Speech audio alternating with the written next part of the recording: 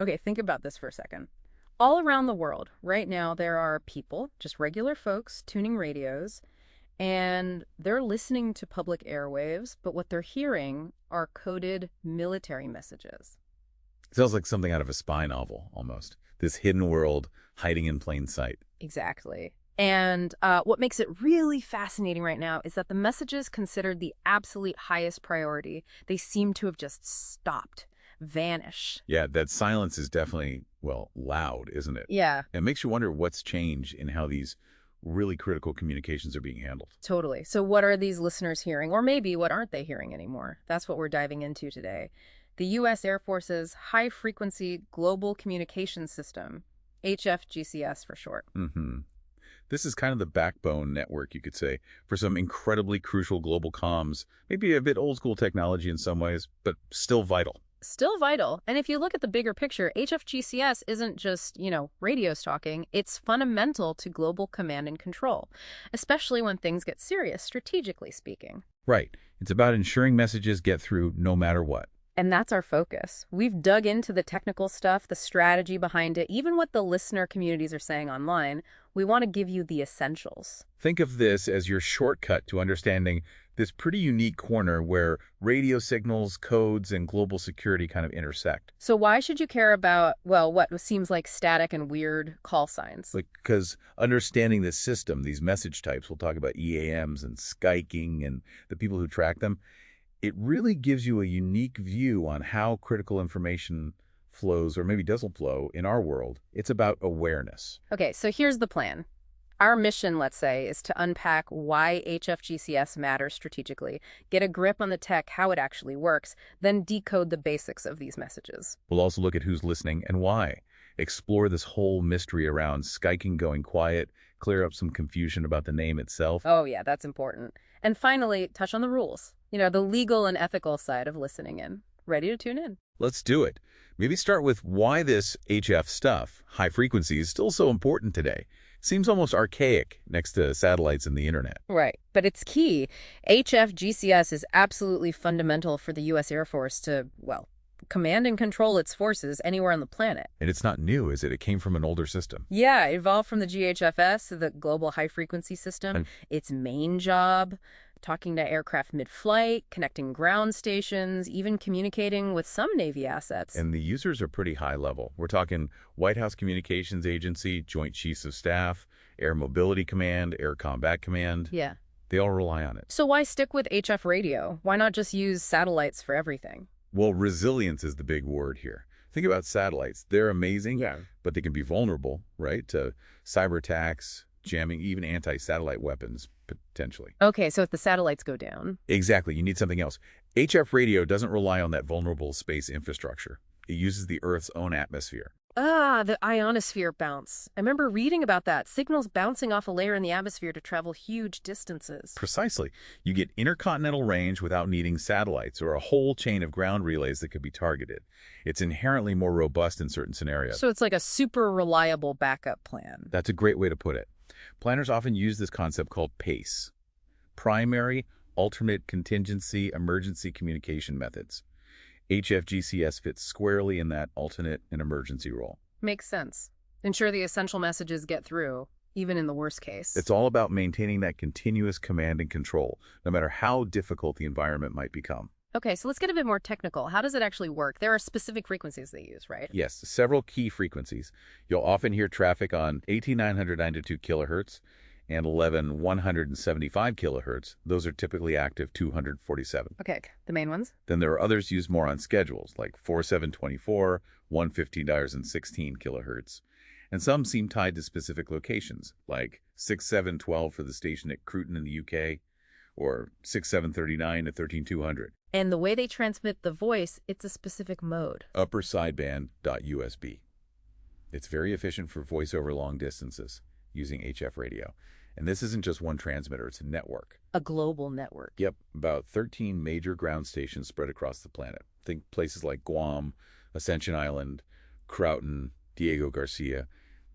It gives you an idea of the coverage. And it's all coordinated from Andrews Air Force Base. Wow.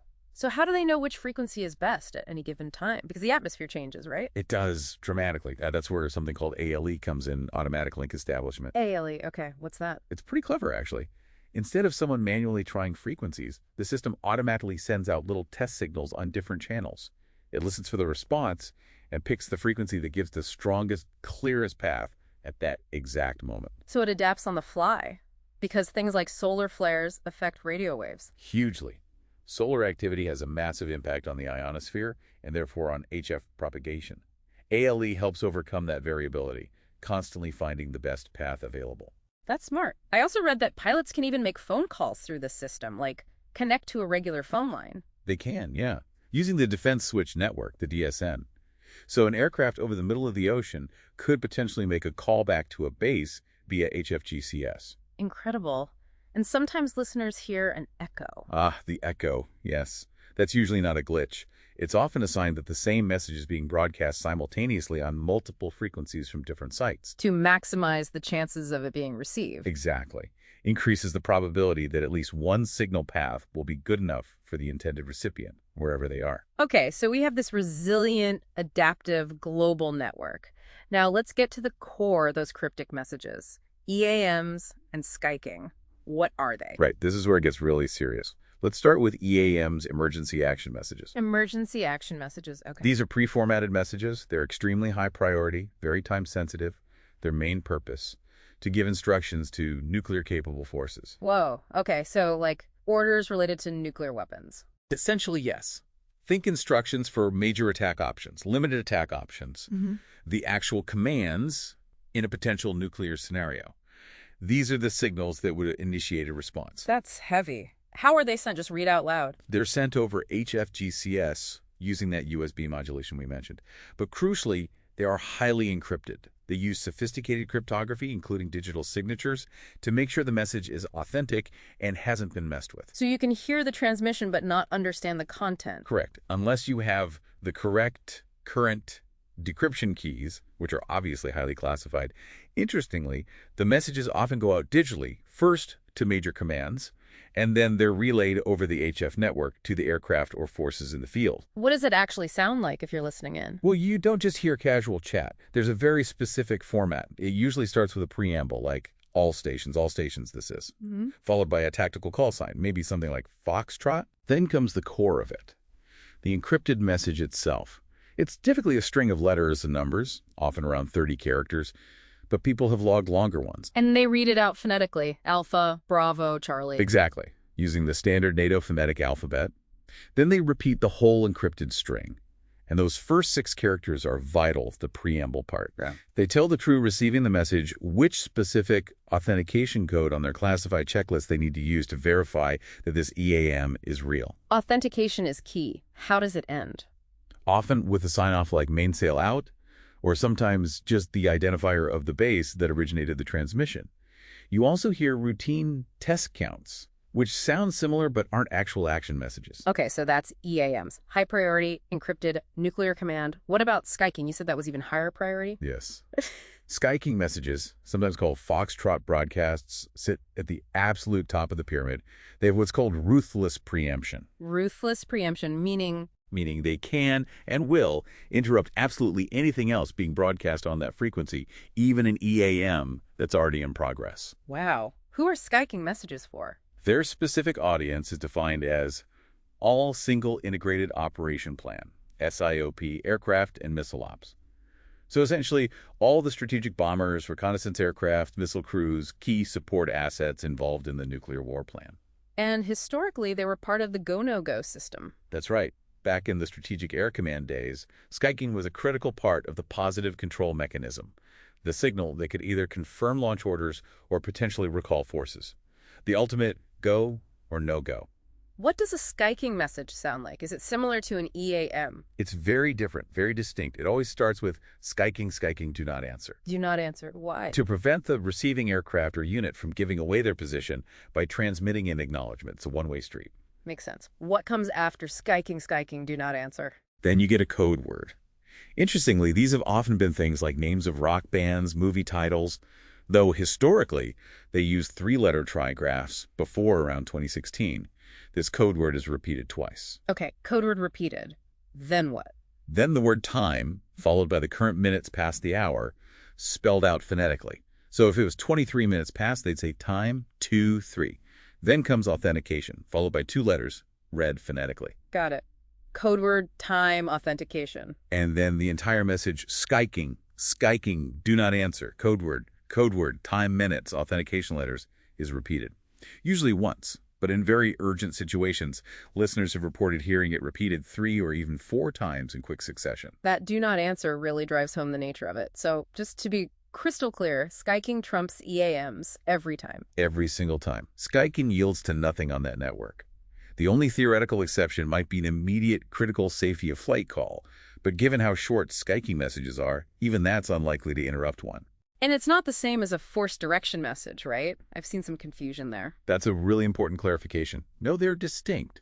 Forced direction messages, FDMs, exist, but to an outside listener, they sound identical to a standard EAM. They don't have the unique Skyking format, and they aren't necessarily broadcast SIOP-wide like a Skyking. Skyking holds that unique supreme priority status. The whole system is it's designed for scenarios you hope never ever happen. It's pretty sobering. It really is. Gives you a sense of the constant readiness. So who on earth is listening to all this? It can't be a huge audience, surely. You might be surprised. There's actually quite a dedicated global community of hobbyists, radio enthusiasts, basically. Really? What kind of people? Historically, if you look at surveys, like one from way back in 1973, it pointed towards educated males, often with military backgrounds or a strong technical curiosity.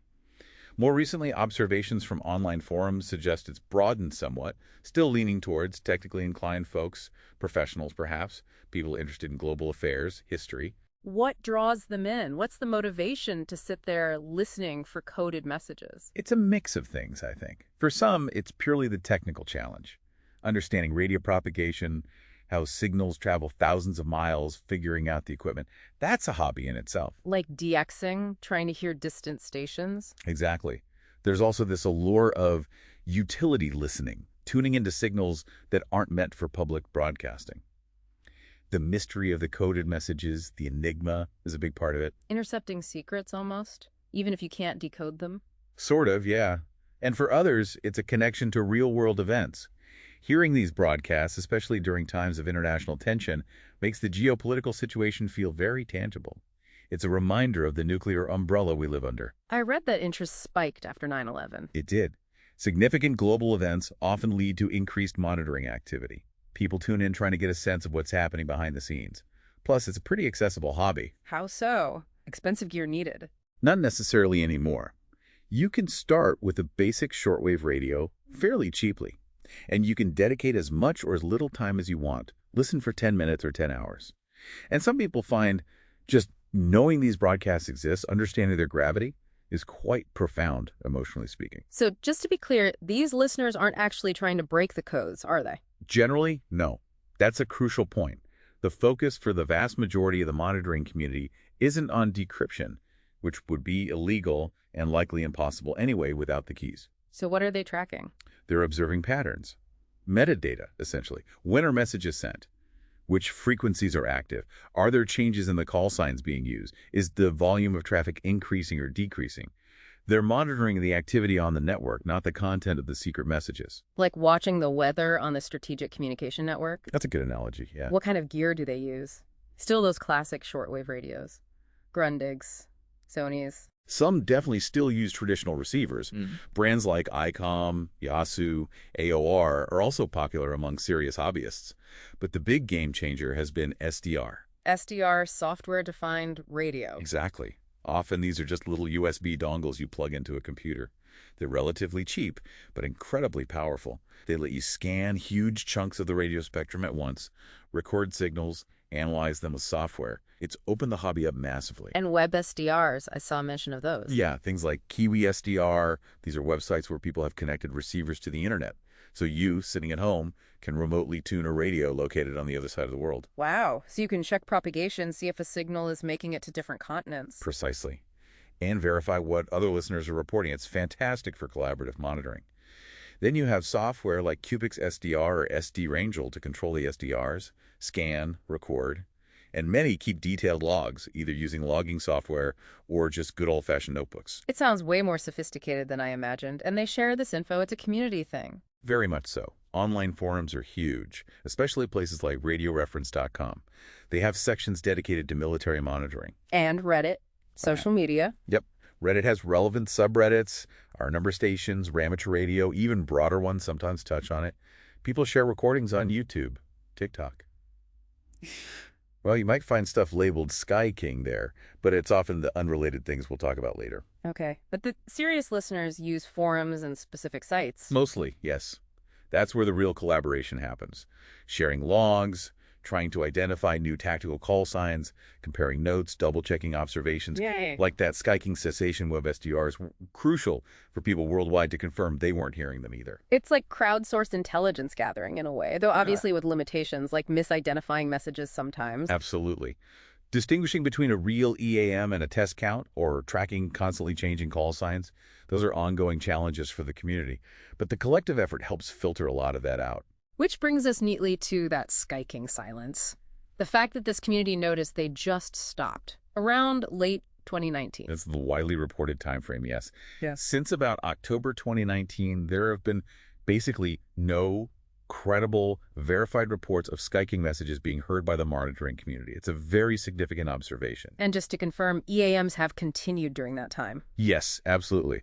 EAM traffic has continued. So the HFGCS network itself is still active, still broadcasting those other high-priority messages. It seems specific to the Skyking format. Have there been false alarms? People posting EAMs thinking they were Skyking? Yes, that happens. You'll see recordings pop up on YouTube or elsewhere labeled Skyking. But when the experienced listeners analyze the format, the preamble, the encrypted string, they identify it as a standard EAM, not the distinct Skyking structure. So what's the speculation within the community? Why did Skyking go silent? Well, there's no official word, obviously, so it is speculation. But several theories circulate. One is a simple change in strategy. Maybe the military decided those specific types of orders should move to a different system. Like encrypted satellite comms. Something less public. Exactly. Or perhaps some other proprietary secure system that isn't easily monitored. Another idea is that maybe the deterrent value of broadcasting that very public do not answer signal was reevaluated. Perhaps a quieter approach is now preferred. Or maybe the function was just merged. That's another possibility. Maybe the specific instructions previously sent via Skyking are now embedded within certain types of EAMs or handled by a completely new protocol we just don't know about. The bottom line is, something appears to have changed in how those ultimate gonna-go signals are handled. The silence itself is a signal in a weird way. It really shows the value of these listeners noticing the absence. It really does. Now, something you alluded to, the name Skyking. It pops up elsewhere, right? Can cause confusion. Oh, definitely. It's important to distinguish. The military Skyking broadcasts we've been discussing are completely unrelated to the old TV show from the 1950s. Right, Skyking. The show about the rancher pilot, Skylar King. That's the one. With his plane, the Songbird. It was a popular show for years. Great theme song, apparently. And then there was that much more recent tragic incident in Seattle. Yes. In 2018, Richard Russell, an airline ground service agent, stole an empty Horizon airplane and crashed it. Some media outlets and online discussions referred to him as Sky King during and after the event. Okay, so a TV show character and an unrelated tragic news event. Exactly. And because they share the name, sometimes online searches or discussions, especially on broad platforms like Reddit or TikTok, can get muddled. Someone talking of the military signal might get responses about the TV show, or vice versa. Context is key. Absolutely. Good to clear that up. Okay, finally, let's talk boundaries. Listening in on military frequencies. What are the actual rules? Is it legal? It's a nuanced area. Generally speaking, in the U.S., passively listening to unencrypted radio signals is legal, and that includes military comms that are transmitted in the clear, even if the content is encrypted like EAMs. So just tuning your radio is okay? Usually, yes. The big prohibition comes under laws like 47 U.S.C. Section 605A. That law basically says you can't divulge the contents of communications you intercept to people not authorized to receive them, nor can you use that information for your own benefit or profit. So listening is okay, sharing isn't. Was that law aimed at hobbyists?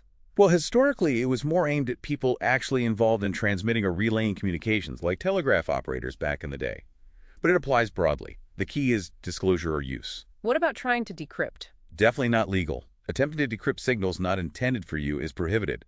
The FCC also has rules about amateur radio operators using encryption. And obviously, possessing classified military crypto keys, like Type 1 keys, without authorization is a major federal crime. How strictly is the no divulging rule enforced against casual listeners? Enforcement actions under that specific statute usually target more serious cases, someone repeatedly and flagrantly sharing intercepted info, especially for commercial gain or malicious purposes. Just listening quietly is generally not something authorities pursue. What about owning old military radios? Decommissioned military gear is often available legally, provided any classified or controlled components, like encryption modules, have been properly removed and destroyed according to regulations. Okay, so legally, listening is mostly fine, but sharing or decrypting is not. What about ethics? That's where the community often polices itself. There's a strong emphasis on being truthful and accurate in reporting what you hear, avoiding speculation, especially the kind that could cause panic or spread misinformation. The military probably isn't keen on rumors starting from this. Exactly. Military sources often advise against adding to speculation based on monitored communications. There's kind of special uncertainty around national defense information, so the ethical bar for discussing it, even observations about patterns, is arguably higher. Makes sense. Protecting information, avoiding harm. Right. Principles like avoiding harm, protecting potentially sensitive but unclassified info, like maybe specific tactical call signs, if they aren't already widely known. And for military personnel themselves, there are strict rules against implying any DoD endorsement of their personal activities or content. So the listening community carries a certain weight of responsibility. Implicitly, yes. Given the potential significance of the signals they monitor, there's an understanding about the need for careful, responsible observation and discussion. Fascinating. A whole hidden world right there on the radio dial. Absolutely. So, just to recap, we've seen this strategic necessity of HFGCS as this resilient communication backbone. We've looked at the nature of those encrypted EAMs and the big mystery surrounding the now silent Skyking messages. We explored the community of dedicated listeners, their motivations, their tools, their collaborative efforts. Cleared up the Skyking name confusion and touched on those important legal and ethical lines. Which really leaves us with a big question to ponder, doesn't it? Yeah. What does the apparent silence of Skyking truly signify in today's world, with everything going on globally? Has the whole game of strategic signaling changed in a fundamental way we can't quite see yet? It's definitely something to think about. Perhaps it encourages you to look deeper into HF radio yourself, or the history of command and control, or just the importance of having communication systems that work when nothing else does. Because it's a powerful reminder, I think. Even with all our instant connections, satellites, fiber optics, these seemingly old-fashioned radio waves still carry immense weight. And listening to them, or even just knowing about them, offers this unique perspective on the hidden currents shaping global security. Thanks for taking this deep dive with us today.